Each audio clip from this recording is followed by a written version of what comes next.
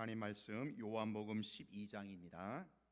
신약성경 167쪽 요한복음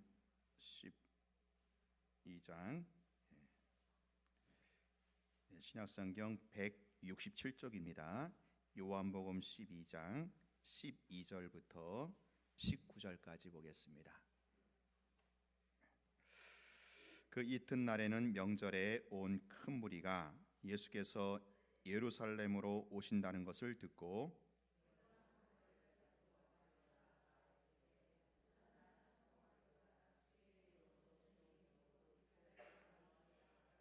예수는 한 어린 나귀를 보고 타시니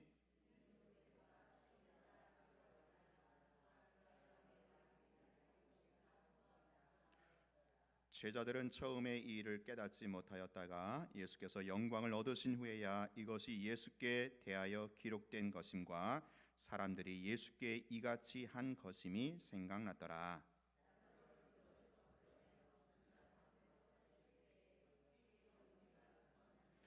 이에 무리가 예수를 맞음은 이 표적 행하심을 들었음이러라.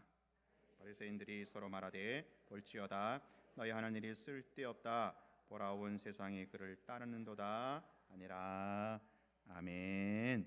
우리 설교 제목 한번 따라서 읽어볼까요? 시작. 나귀 타고 입성하신 왕 예수님. 오늘이 종료주일입니다. 그래서 오늘부터 시작해서 이제 이번 한 주간을 우린 고난 주간으로 지키고요. 다음 주일은 부활주일로 지키게 됩니다. 오늘 본문에 보니까 예수님이 예루살렘 성에 입성하실 때 큰 무리들이 예수님을 향해서 이렇게 종려나무 가지를 흔들면서 열렬히 환영하고 맞이했다라고 합니다. 그래서 우리 기독교는요, 역사적으로 오늘을, 그러니까 이제 부활주일 한 주 전 오늘을 종려주일로 지키는 겁니다. 하나님의 아들이신 예수님은 이 땅에 오셔서 33년의 생애를 사셨죠.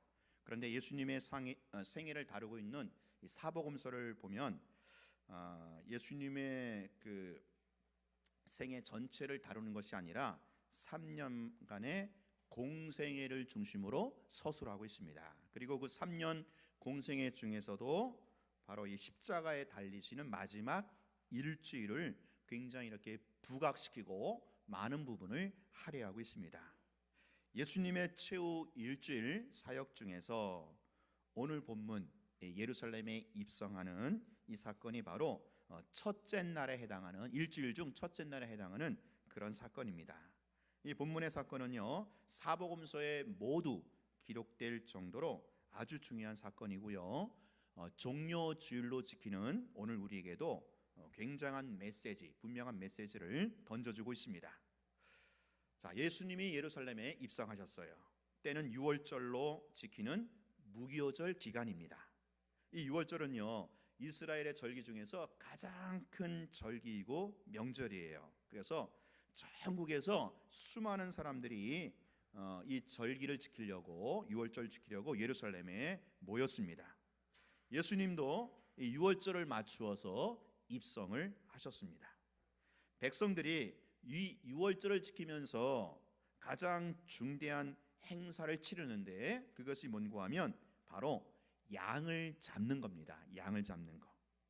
출애굽 당시에 어린 양의 피를 문설주에 바른 집안은 죽음의 신이, 그 죽음의 재앙이 넘어간 것을 기념하면서 바로 이 해마다 계속해서 유월절마다 양을 잡았던 겁니다.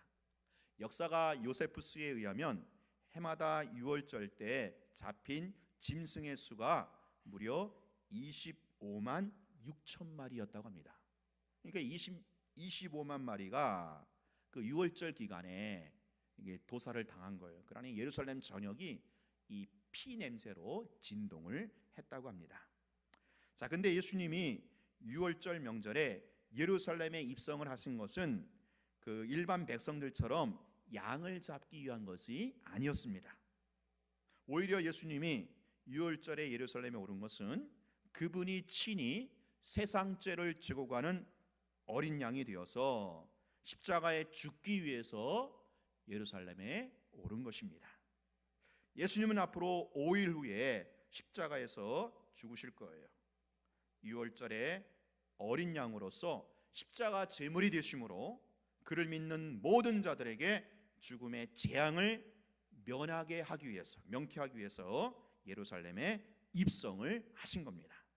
자, 그러니까 예수님은요, 이 일주일 중 첫날부터 바로 이 십자가를 겨냥하고 묵묵히 당신의 행보를 걸으셨던 겁니다. 이때 무리들이 종려나무 가지를 흔들면서 열렬하게 환영을 했던 것이죠. 여러분, 오늘 본문에서 우리가 생각해 볼 점이 있어요. 뭐냐? 예수님이 분명히 유월절 어린 양으로 십자가에 죽기 위해서 예루살렘에 오르신 거예요. 그런데 이러한 예수님을 가리켜 오늘 본문 성경은요, 이스라엘의 왕으로 입성하는 것으로 묘사를 하고 있다라는 겁니다. 무리들이 이렇게 외치지요. 13절에 보면 주의 이름으로 오시는 이 곧 이스라엘의 왕이시여. 무리들이 외치는 거예요. 15절에 너의 왕이 나귀 새끼를 타고 오신다 함과 같더라. 여러분, 근데요, 왕이라면 지금 죽으러 오실 게 아니라 지금 사시는 분으로 예루살렘에 들어가는 것이 그게 어울리는 장면이 아니겠습니까?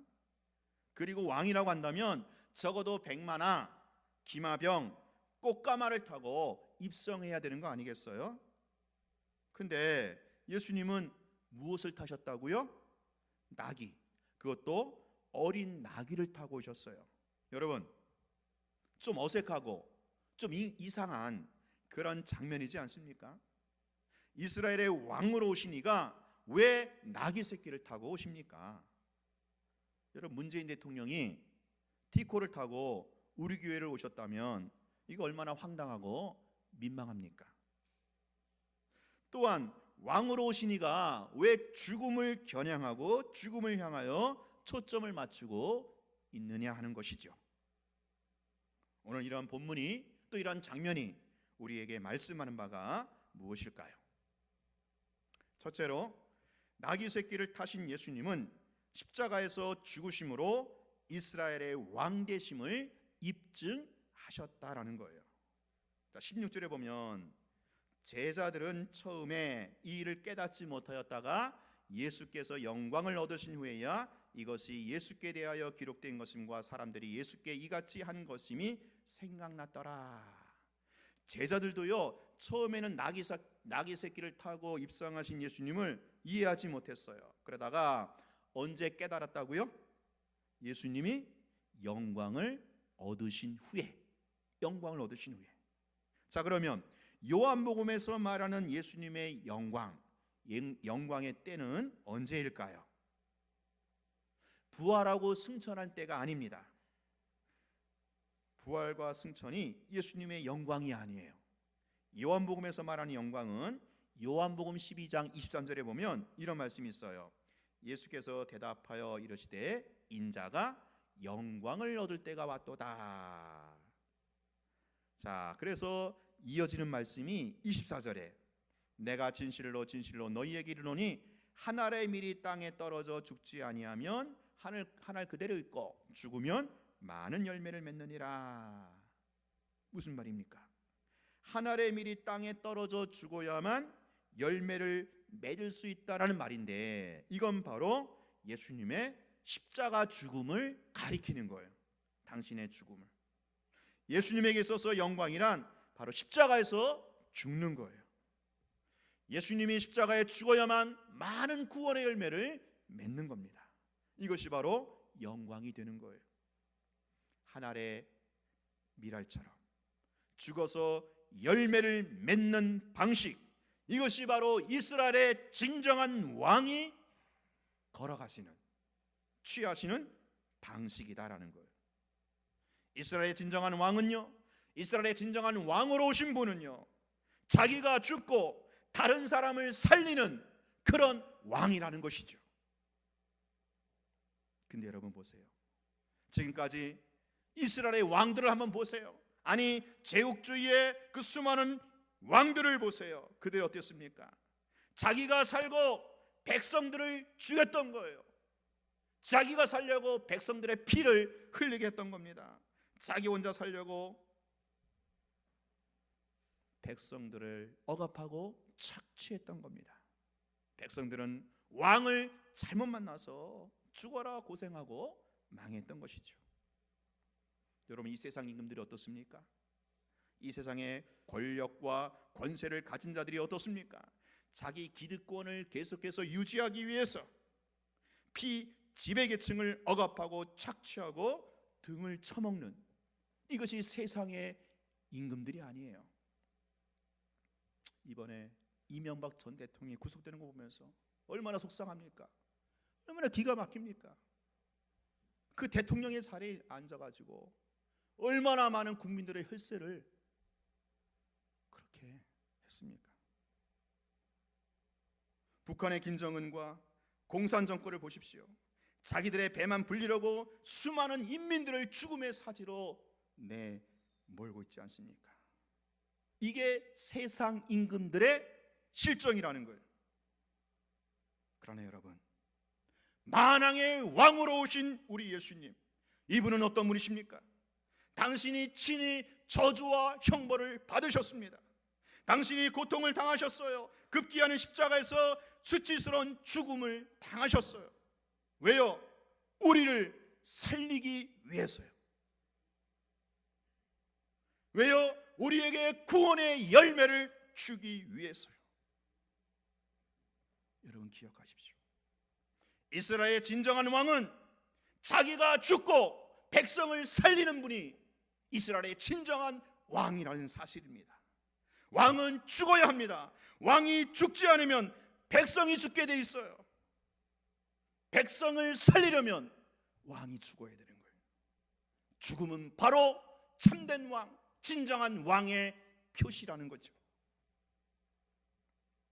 여러분, 참된 지도자는 어떤 사람입니까? 진정한 리더는 누구입니까? 자기가 죽는 자입니다. 자기가 땅에 떨어져 썩는 미랄입니다. 그래야만 다른 사람을 살릴 수 있기 때문에 그렇죠. 목회도 그런 것 같아요. 목사가 죽어야 교회가 살더라고요. 내가 더 죽어야겠다. 내가 죽어야 교회가 살고, 내가 죽어야 교인들이 살리겠다라는 것이죠. 이스라엘의 왕, 만왕의 왕으로 오신 예수님은 지금 죽으시기 위해서 예루살렘에 입성한 거예요. 그래서 그분의 이 왕위 등극은 십자가의 죽으심으로 확증이 되었고 절정을 이루게 된 겁니다. 그분의 죽으심으로 예수님의 왕권은 더욱 빛나게 되었고 지금까지도 역사의 무대에서 영롱하게 그 빛을 발하고 있는 겁니다. 오늘 예수님을 믿고 따르는 저와 여러분도 내가 죽어서 다른 사람을 살리는 그러한 진정한 리더십을 발휘하는 그러한 우리 공동체가 될 수 있기를 바랍니다. 둘째로, 예수님의 왕권은 칼과 총이 아닌 평화와 겸손으로 집행이 된다라는 사실입니다. 여러분, 5,000년 우리나라 역사도 그렇고 세계 역사가 보여주는 바가 무엇입니까? 그것은 무력을 통한 전쟁의 역사. 바로 전쟁사가 이게 역사다라고요. 역사 보세요. 항상 전쟁을 중심으로 서술되지 않았습니까? 칼과 총을 가진 자가 땅을 정복하고 사람들을 지배하는 것, 이게 세상 역사이고 전쟁사이고 인류 일반 역사입니다. 왜 열강들이 핵을 포기하지 않습니까? 자기들이 세상을 지배하겠다라는 거죠. 정복하겠다라는 거죠. 그러나 여러분 보세요. 칼과 총으로, 탱크로, 핵무기로 과연 세상을 정복할 수 있단 말입니까?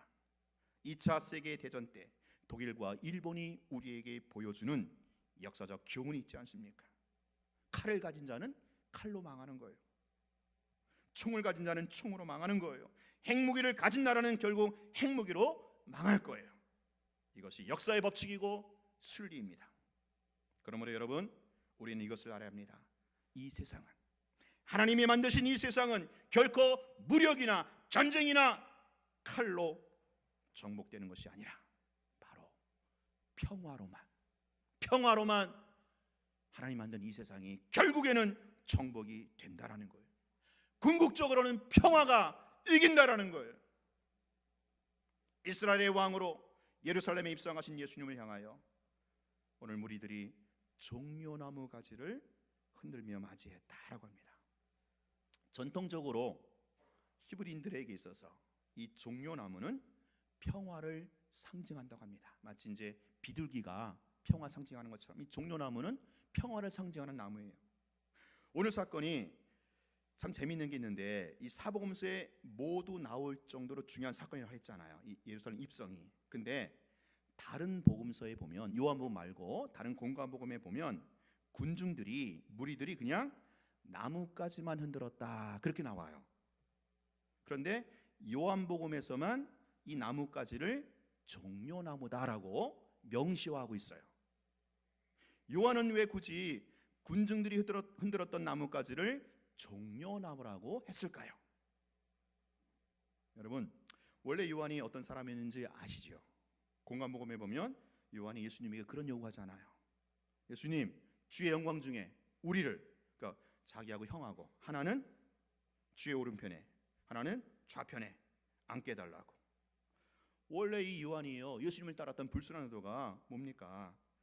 수많은 능력과 기적을 행하시는 예수님을 잘 따라가면 자기도 언젠가는 높은 자리, 한 자리 차지하게 될 줄 알았던 거죠.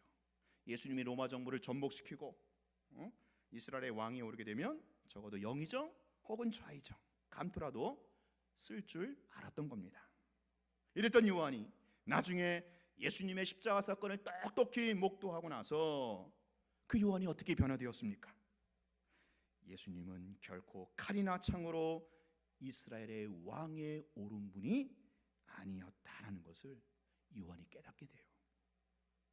십자가에서 죽으심으로 진정한 화목을 이루는 평화의 왕이었다라는 사실을 요한은 깨닫게 되는 거예요.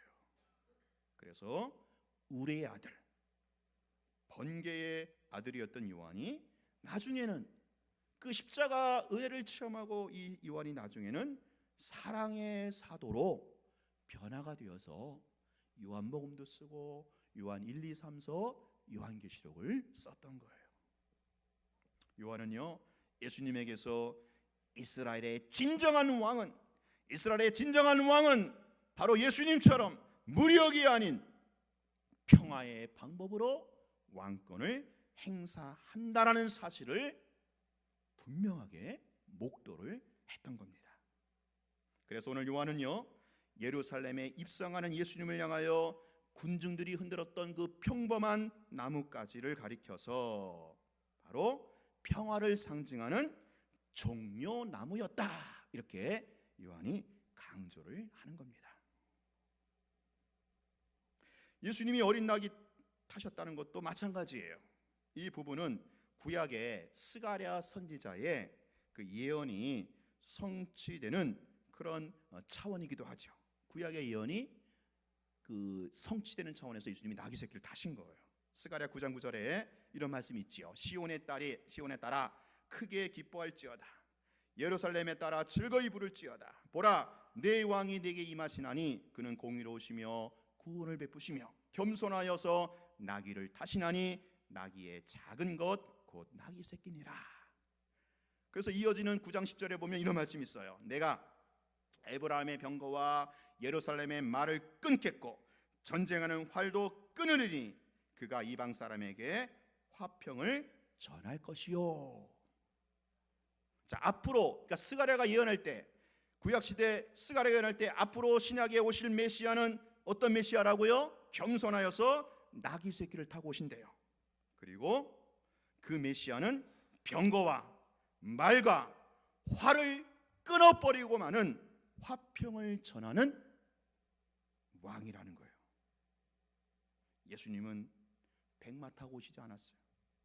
예수님은 전차나 기병부대 호위하고 오시지 않았어요. 그런 아무런 힘도 위험도 권세도 없어 보이는 초라한 나귀 새끼를 타고 오셨어요. 그런데 이렇게 나귀 새끼를 타고 오신 예수님에게 이 예수님께서 에브라임의 병거를 끊으셨다라는 거예요.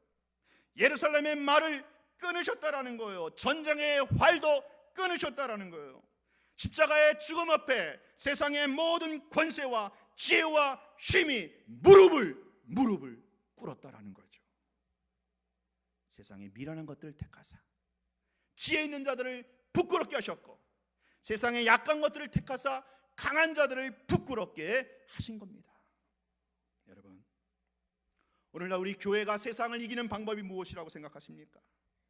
이 세상의 권세와 명예, 물질이라고 하는 이 도도한 세파를 교회가, 오늘 성도가 어떻게 극복해야 합니까?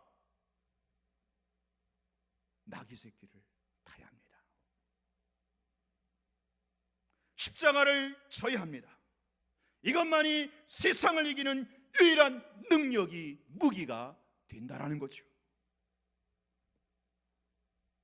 근데 참 안타깝게도 요즘 교회가 어떻습니까?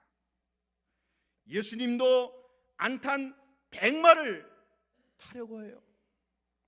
예수님이 끊어버린 병거와 말과 활을 자꾸 앞장세우고 있어요. 감투 싸움을 합니다. 자리다툼을 합니다. 힘의 논리가 지배해요.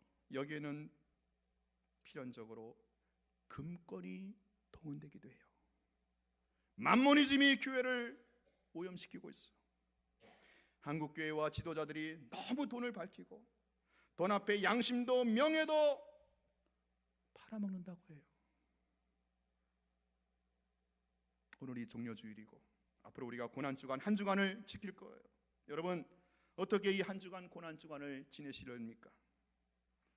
몇 끼 금식하고 특별 새벽기도 나왔다고 그게 전부는 아닐 거예요. 오늘 여러분이 타고 있는 게 나귀 새끼인지, 아니면 내가 백마를 타고 있는지, 아니면 내가 뭐를 타고 싶어 하는지, 그걸 한번 점검해 보세요. 여러분이 붙들고 있는 것들이, 여러분이 추구하는 것들이 혹시 예수님이 끊어버린 그러한 것들이 아닌지를 돌아보세요. 내 안에 미움의 칼, 분노의 창, 혈기의 총으로는 결코 샬롬의 왕국을 이룰 수가 없다라는 거예요. 나를 죽이고 나를 부인하는 겸손으로만 하나님의 나라를 이 땅 가운데 이루어갈 수가 있다라는 것이죠. 내가 먼저 백마에서 내려와야 돼요. 나귀 새끼를 타야 돼요. 십자가를 져야 돼요. 오늘 2018년 고난주간을 시작하는 이 즈음에 오늘 우리의 심령에 나귀 새끼를 타신 그 예수님이 진정한 왕으로 좌정하시기를 축원합니다. 나귀 새끼를 타신 예수님이 내 안에 오셔서 나도 기꺼이 십자가를 치고 예수님을 따르는 제자도가 우리 가운데 회복될 수 있기를 바랍니다. 마지막 셋째로, 예수님의 왕권은 죽음을 정복하심으로 당신의 왕권을 행사하고 있다라는 거예요. 자, 오늘 본문 사건을 가만히 보면 이게 12장 이 본문 사건이죠. 유독 요한은요, 앞선 11장 사건 뭐예요? 요한복음 11장 나사로 사건. 이 나사로 사건과 아주 긴밀하게 연결시키고 있다라는 저자의 의도를 발견하게 돼요. 여러분, 17절을 보세요. 17절. 나사로를 무덤에서 불러내어 죽은 자 가운데서 살리실 때에 함께 있던 무리가 증언한지라. 자, 요한은요, 이 사건을 나사로 사건과 의도적으로 연결하고 있어요. 여기 보면 나사로를 살리실 때 함께 있었던 누가 있었다고요? 무리가 있었다고 그래요. 자, 이 무리들이 어떤 무리였습니까? 앞선 9절을 보세요. 이게 나사로 사건이거든요. 9절에 보면 유대인의 큰 무리가 예수께서 여기 계신 줄을 알고 오니 이는 예수만 보기 위함이 아니요 죽은 자 가운데서 살리신 나사로도 보려 함이로라. 그리고 이어지는 11절 보세요. 나사로 때문에 많은 유대인이 가서 예수를 믿음이로라. 자, 예수님께서 죽은 나사로를 살리셨어요. 죽은 지 3일이 지나가지고 썩어 냄새나는 시체였어요. 이러한 나사로를 생명이요 부활이신 예수님이 살려주셨어요. 이러한 나사로 사건 때문에 예수님을 믿고 따르는 무리가 많이 생겼어요. 그리고 나사로 때문에 예수님을 믿었던 그 무리들이 이번에는 어떤 일을 합니까? 12절 보세요. 12절. 그 이튿날에는, 그렇죠? 나사로 사건 이후 이튿날에는 명절에 온 큰 무리가 예수께서 예루살렘으로 오신다는 것을 듣고 종려나무 가지를 가지고 맞으러 나가 외치되. 그러니까 이틀 전에 나사로 때문에 예수를 믿게 된 무리들이 이번에는 예수님이 예루살렘에 입성한다라는 소문을 듣고 그 예수님의 왕되심을 열렬하게 환영하며 맞이하며 찬송을 했다라는 거예요. 그 무리가, 나사로 사건의 그 무리들이. 그래서 요한은 이 사건의 자초지종을 이렇게 결론짓고 있잖아요. 18절. 이에 무리가 예수를 맞음은 이 표적 행하심을 들었음이러라. 무리들이 호산나 찬송하리로다 하면서 예수님을 맞이한 것은 이틀 전에 죽은 나사로를 살리신 그 표적을 보고 들었기 때문이다라는 거죠. 요한은요, 예수님의 예루살렘 입성과 나사로 사건을 아주 긴밀하게 지금 연결시키고 있어요.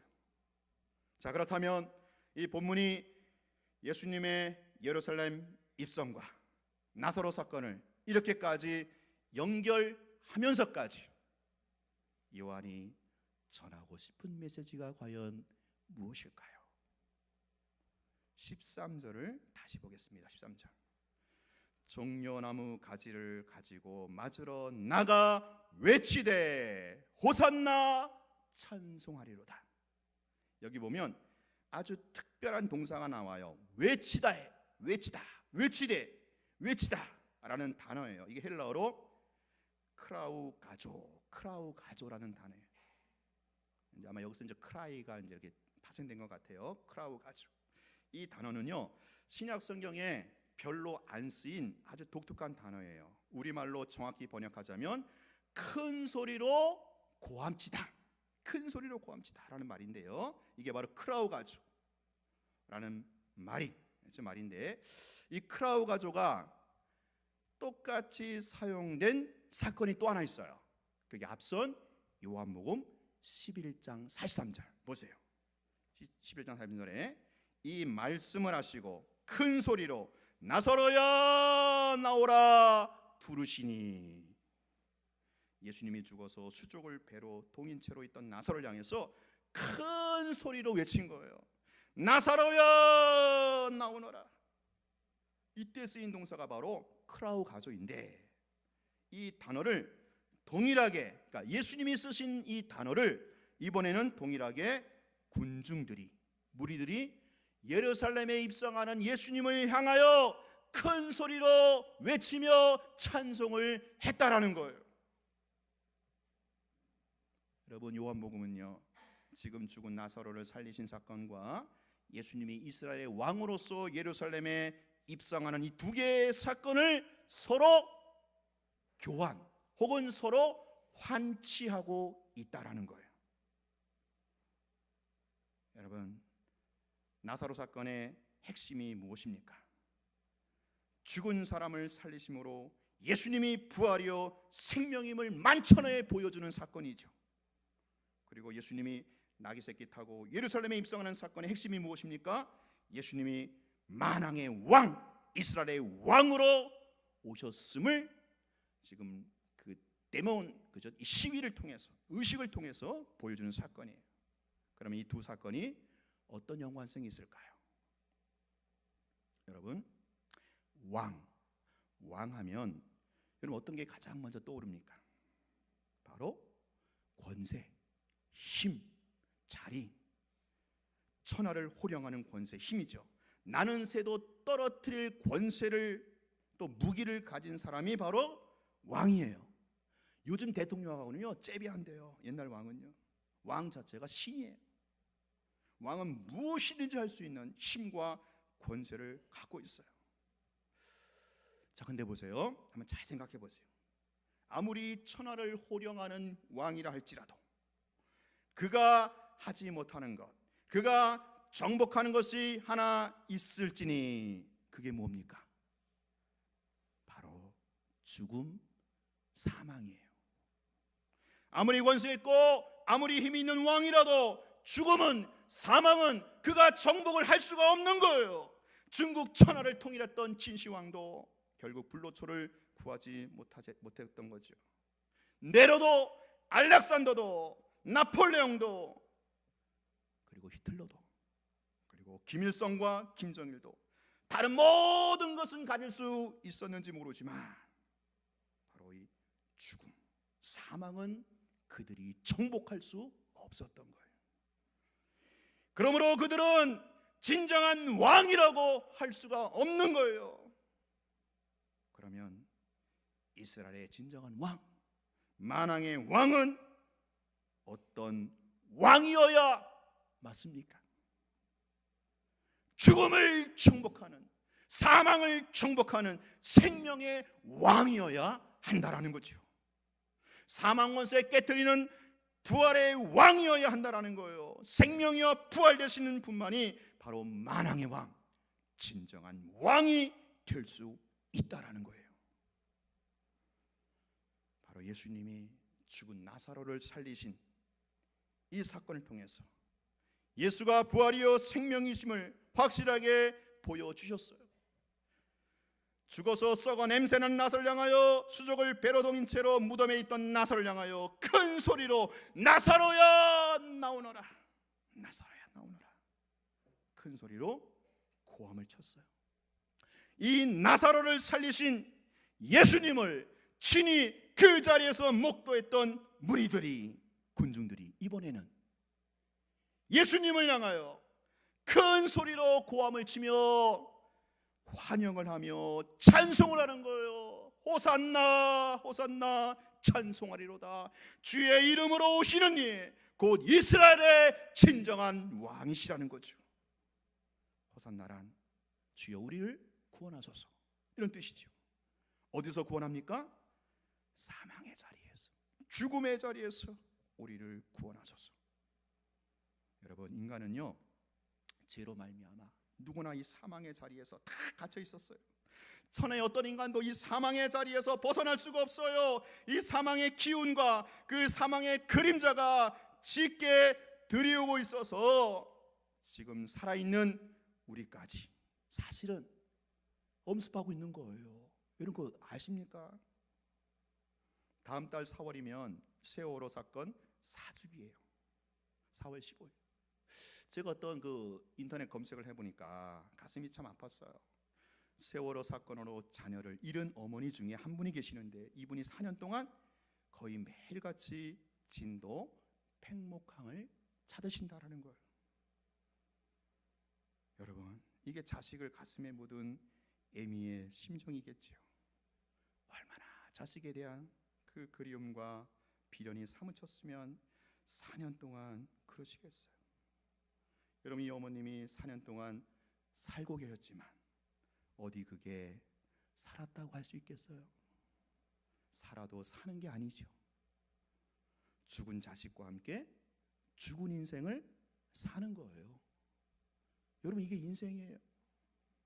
인생은 누구나 이 다음에 죽음의 문턱을 넘을 거예요. 그런데 그게 이 다음에 나중에 있을 나하고는 전혀 상관이 없는 일이 아니라는 거예요. 우리가 지금 살아있어도 죽음의 그림자와 함께 사는 거예요. 죽음의 기운을 서서히 마시면서 사는 거예요. 인생은 누구나 죽음의 권세 아래 갇혀 있다라는 거죠. 이게 인생이고, 이게 우리의 현실이고, 이게 우리의 한계입니다. 자, 근데 여러분, 이와 같은 죽음의 한계, 죽음이라는 현실에 갇혀 있는 오늘 우리에게 사망을 정복하신 만왕의 왕이 오셨으니 바로 부활이요 생명이신 우리 주 예수 그리스도, 예수님, 그분이라는 거죠. 죽은 나사로를 살리신 예수님이 이번에는 예루살렘 성으로 입성을 하시는 거예요. 이스라엘의 왕으로 오셨다라는 거죠. 만왕의 왕으로 오신 거죠. 죽음과 사망을 정복하는 진정한 왕으로 오신 거죠. 2000년 전에 예루살렘 성으로 입성하셨던 그 예수님이 이제는 오늘날에는 성령으로 말미암아 여러분의 육체를 뚫고 오늘 우리의 영혼 깊숙이 입성을 하시는 겁니다. 죽음이라는 이 한계에 갇혀있는, 죽음이라는 현실에 갇혀있는 오늘 우리의 육신을 넘어서 내 영혼의 생명의 주인으로, 부활의 왕으로 오늘 우리 안에 입성을 하시는 거예요. 그러므로 2000년 전에 죽은 나사로를 살리신 예수님을 목도했던 그 무리들이 종려나무 가지를 흔들면서 호산나 호산나 찬송했던 것처럼 이제 오늘 우리가 사망 권세에 정복하고 만왕의 왕으로 오신 예수님을, 우리 주 예수 그리스도 그분을 열렬히 환영하고 찬양하며 맞이하며 모셔드리기를 주의 이름으로 축원합니다. 한 알의 밀알이 땅에 떨어져 죽을 때 많은 열매를 맺는 것처럼 그분이 십자가에서 죽으심으로 세상을 구원하신 만왕의 왕, 죽음과 사망을 정복하신 그분 예수 그리스도, 그분을 찬양하시기 바랍니다. 겸손하여 나귀 새끼를 타고 오신 그 예수님, 병거와 말과 활을 끊고 오직 평화의 왕으로 화목의 제물로 오신 우리 주 예수 그리스도, 그분을 호산나로 찬양하며 모시며 환영하는 저와 여러분 되시기를 주의 이름으로 축원합니다.